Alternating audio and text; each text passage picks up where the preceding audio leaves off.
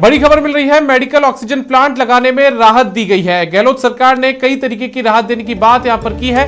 Park, playground, green belt की जमीन को छोड़कर सभी जगह स्थापित हो सकेंगे ऑक्सीजन प्लांट। 90A की कार्रवाई पूर्ण करेगा नगरीय निकाय। प्लांट के लिए नक्शे का नहीं लगेगा कोई भी शुल्क, निकाय स्तर पर ही बनेगा प्लांट का पट्टा। नियमन पट्टे के लिए सरकार को नहीं भेजनी पड़ेगी फाइल। कृषि से गैर कृषि भूमि कन्वर्जन के लिए नहीं देना पड़ेगा किसी भी प्रकार का शुल्क। लीज राशि माफ करने के क्रम में एक और अधिसूचना होगी जारी।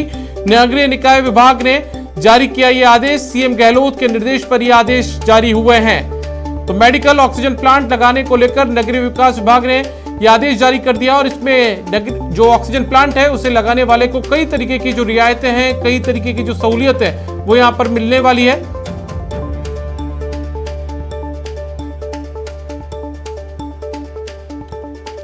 और हमारे साथ में हमारे सहयोगी लवली वाधवा फोन लाइन पर मौजूद है, उनसे पूरा मामले की जानकारी लेते हैं। लवली, जब पूरा देश ऑक्सीजन से जूझ रहा है, ऑक्सीजन की कमी से, तो ऐसे में राजस्थान सरकार ने एक बड़ा फैसला किया है कि यदि कोई व्यक्ति नया ऑक्सीजन प्लांट लगाता है तो उसे कई तरीके की रियायतें दी जाएगी। किस तरीके की रियायतें होंगी?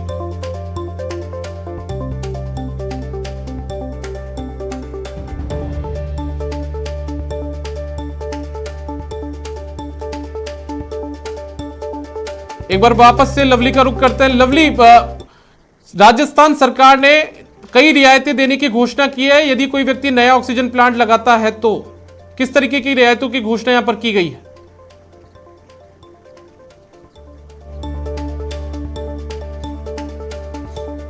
जमा नहीं होगा। इसके अलावा केवल एक एफिडेविट मात्र के हिसाब से ही ऑक्सीजन प्लांट का जो काम है वो तत्काल प्रभाव से शुरू हो सकेगा और जल्द से जल्द जो आगामी 7 दिनों के अंदर इस पूरी प्रक्रिया को जो है सरकार के जो निकाय हैं वो अपने स्तर पर पूरा करेंगे। अगर कोई भी व्यक्ति जो है ऑक्सीजन प्लांट लगाने के लिए तैयार होता है तो उसे तमाम तरह की रियायतें दी जाएगी। अगर पहले ऑक्सीजन प्लांट लगते थे तो लाखों रुपए की राशि निकायों में जमा होती थी, ऐसे में सारी राशि को मुख्यमंत्री के निर्देश पर जो है वो माफ कर दिया गया है।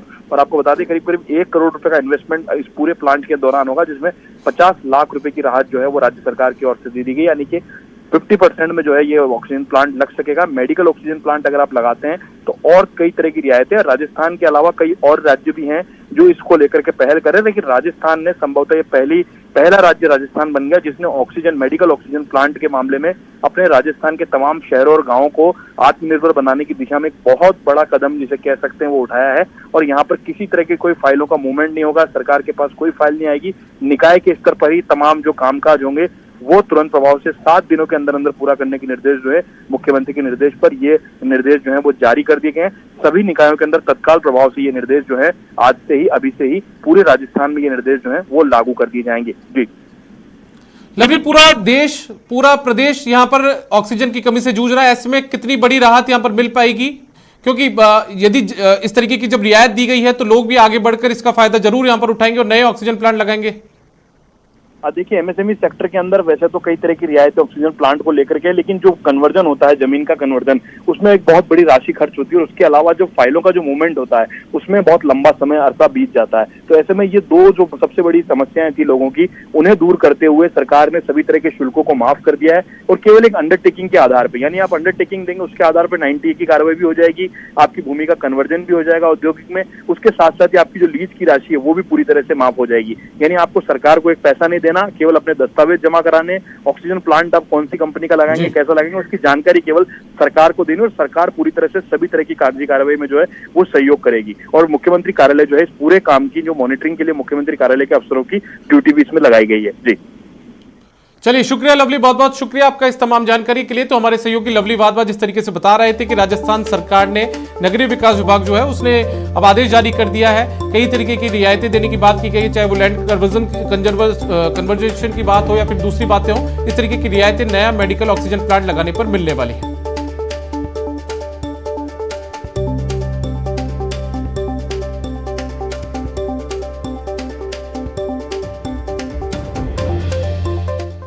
अब बात उस खबर की जो दिल को झकझोरती है। कोरोना काल में सिरोही से शर्मसार करने वाला मामला सामने आया है, जहां पैसों के अभाव में एक शव को एम्बुलेंस भी नसीब नहीं हुई। आखिरकार परिजन शव को ऑटो में ले जाने को मजबूर हो गए। बताया जा रहा है कि उदयपुर के बेकरिया गांव के एक आदिवासी को सिरोही के सरकारी अस्पताल में भर्ती करवाया गया था, जिसकी इलाज के दौरान मौत हो गई।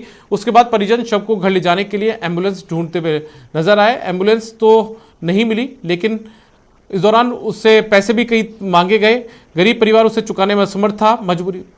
मजबूरी में गांव से ऑटो बुलाकर उसी में शव लाद कर घर लेकर गए। ये वाकया एक बार फिर प्रशासन की कार्यशैली पर सवाल खड़े करता है। कोरोना के इस संकट काल में एम्बुलेंस चालकों की मनमानी लगातार बढ़ती जा रही है, लेकिन प्रशासन ऐसे लोगों पर लगाम लगाने में नाकाम साबित हो रहा है। और हमारे साथ में हमारे सहयोगी सिरोही से प्रतीक जुड़ गए हैं। प्रतीक से पूरा मामला जानते हैं। प्रतीक, कोरोना के इस काल में एक बार फिर से जो इंसानियत है वो यहाँ पर शर्मसार हुई है। जो एम्बुलेंस कर्मी उनकी मनमानी यहाँ पर देखने को मिली है। जी बिल्कुल, बताना चाहूंगा कि ये मामला सिरोही के सरकारी हॉस्पिटल का है। कहना अगर यहाँ पर कहा जाए तो यहाँ पर मानवता शर्मसार साफ तौर से नजर आ रही है। वहाँ पर देखा जाए तो बेकरिया निवासी आदिवासी परिवार के, गरीब परिवार तबके के थे, जो सरकारी अस्पताल में उनको इलाज के दौरान भर्ती करवाया था, लेकिन किसी कारणों से उनकी मौत हो गई। और उस मौत होने के बाद में एक तरफ वो दर्द से जूझ रहा था, लेकिन दूसरी तरफ ऐसी आर्थिक मार की उसको लेके जाने के लिए उसके पास में पैसा नहीं थे। और वहां पर सरकारी एम्बुलेंस नहीं होने के कारण निजी एम्बुलेंस संचालक जो है उन्हें मनमानी पैसे मांगने लगे, जो पैसे देने में असमर्थ था गरीब परिवार। लेकिन उसको देखते हुए उन्होंने फिर अपने मिलने वालों से बेकरिया से ही एक ऑटो मंगाया और अपनी जो शव को जो है ऑटो में रखकर वो अपने गांव लेके गए। लेकिन ये लगातार जो मामला जो सामने आ रहे हैं, जो सिरोही के लिए और पूरे देश के लिए कहीं ना कहीं शर्मसार घटना है ये, जिसमें जिला प्रशासन से भी यानी कि उसको अवगत कराया गया, लेकिन जिला प्रशासन भी इसमें कुछ पहल करने में, कुछ कार्रवाई करने में नाकाम साबित हो रहा है। जी चलिए प्रतीक, बहुत बहुत शुक्रिया आपका इस तमाम जानकारी के लिए। तो प्रतीक जो बात बता रहे हैं उससे निश्चित तौर पर सवाल यहाँ पर जरूर उठते हैं और जिला प्रशासन भी कोई जवाब देने में अभी जवाब देता हुआ यहाँ पर नजर नहीं आ रहा है।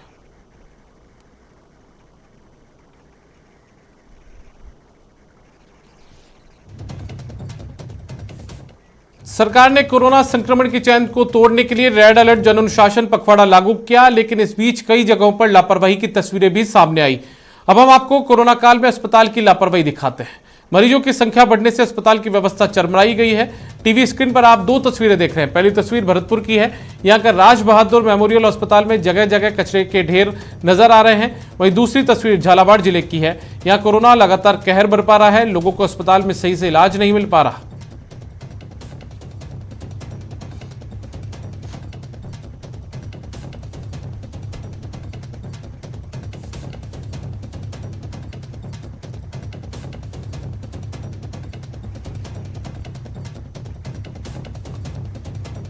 भरतपुर के राज बहादुर मेमोरियल अस्पताल प्रशासन की लापरवाही की वजह से हमेशा सुर्खियों में वो रहता है। कोरोना काल में ही ये हालात बदले नहीं हैं।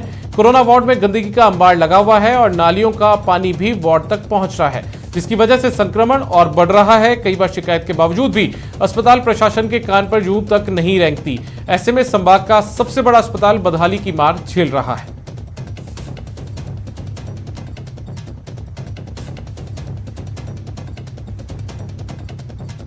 के मामले बढ़ते नजर आ रहे हैं। भरतपुर में लगातार आंकड़े जो अब सैकड़ों से ऊपर देखे जा रहे हैं, मौतों का आंकड़ा है वो भी अब बढ़ता हुआ नज़र आ रहा है। लेकिन अस्पताल प्रशासन की लापरवाही अब भी देखने को मिल रही है। अस्पताल के अंदर के हालात ऐसे हैं कि कोविड वार्डों में जहां कोरोना संक्रमित मरीज भर्ती हैं, उनके वार्डों में जो नालियों का व्यर्थ पानी है वो देखा जा रहा है। कोरोना संक्रमित जो मरीज हैं उनके बेडों तक वो पानी बहकर पहुंच रहा है। और सबसे बड़ी बात ये है कि जो स्टाफ दोनों कोविड वार्डों के बीच में, वहाँ के हालात आप तस्वीरों में देख सकते हैं। किस तरह कचरे का अंबार स्टाफ नर्स ड्यूटी रूम में लगा हुआ है। अगर इस तरह के अस्पताल के अंदर के हालात हैं तो आप इससे साफ अंदाज़ा लगा सकते हैं कि किस तरह अस्पताल प्रशासन की घोर लापरवाही है।